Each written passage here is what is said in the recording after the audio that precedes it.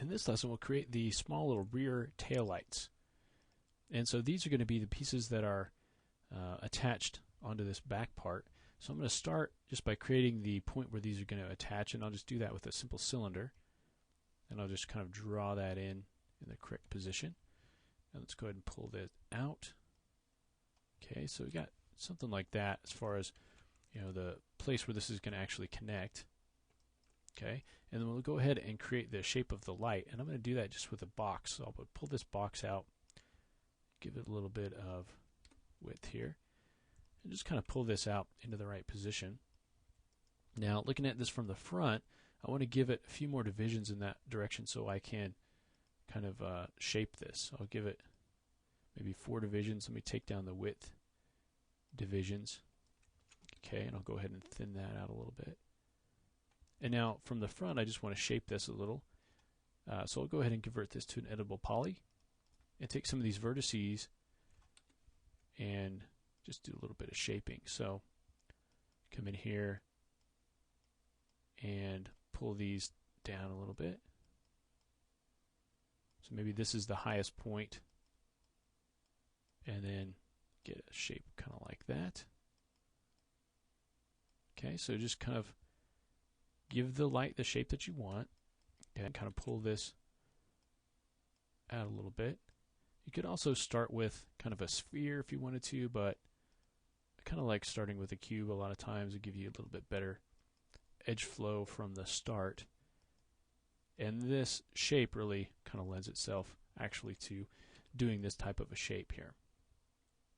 Alright, and so now what we can do is go ahead and we want to smooth this out. I want to make this part a little bit harder than, a little bit softer than the back part. Okay, but I still want a definition in there. So I'm going to go ahead and take this edge, select the loop, and let's go ahead and use our little chamfer trick here to add a division. Okay, to add a cut in there. And so we'll go ahead and grab this loop.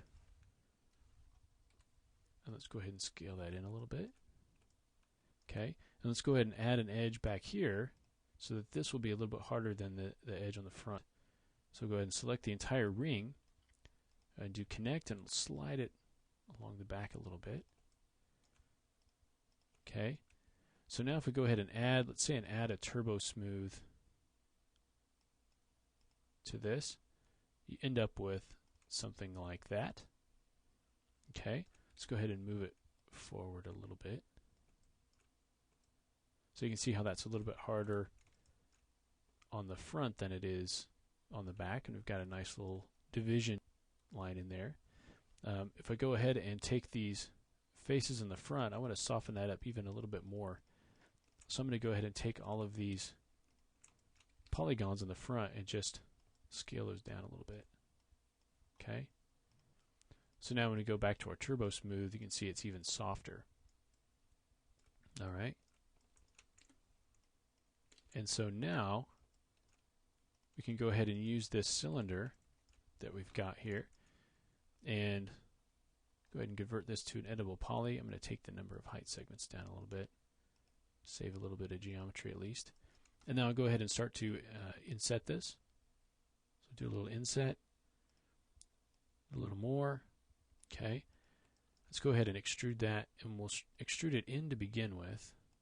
Apply that, and then we'll extrude it back out. Okay, until it comes somewhere out here.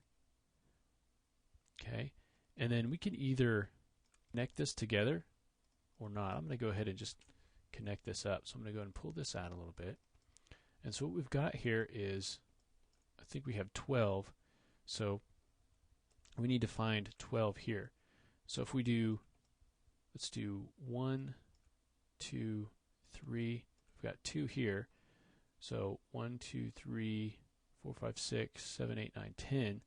So we need 3. So let's go ahead and just pull this up a little bit. And then let's go ahead and I'm going to just collapse this. Go to editable poly. Okay. And let's select these just to count up. So 1, 2, 3, 4, 5, 6, 7, 8, 9, 10, 11, 12. So we've got this. area, and let's go ahead and connect that up with this. So I'm going to go ahead and delete those polygons. Let me take this, delete these polygons, and we'll go ahead and take that editable poly, go to Edit Geometry, attach this light. Let's go ahead and take a border selection of both of these, okay, and then we'll go ahead and bridge those across using Edit Borders, Bridge, and then we can twist that around until we get the right sort of twist that we like. I think that's probably as good as any. Okay, and so now that's one piece, and if we smooth that out, you can see we've got one piece in there. Okay, if you wanted to modify the back part of this, you go ahead and just kind of take some of these points, maybe right in here, and let me go to a wireframe so I can see that. So maybe this point right in here, and just start to pull this out a little bit to kind of tweak the shape so it looks like it kind of continues along the back there. Alright. And then kind of just blend it into the back. Okay, and you probably want to tighten this up. It's a little bit doughy there. Okay, so push that entire thing in, and then go ahead and take this edge, select the loop. Let's just chamfer that with 2 segments. Take the amount down. Okay, and then when you go ahead and toggle that, it'll be nice and smooth. And then you want to just go ahead and mirror that over to the other side. So just take that guy, turn on the working pivot, and go ahead and just mirror that. You can find our mirror right there.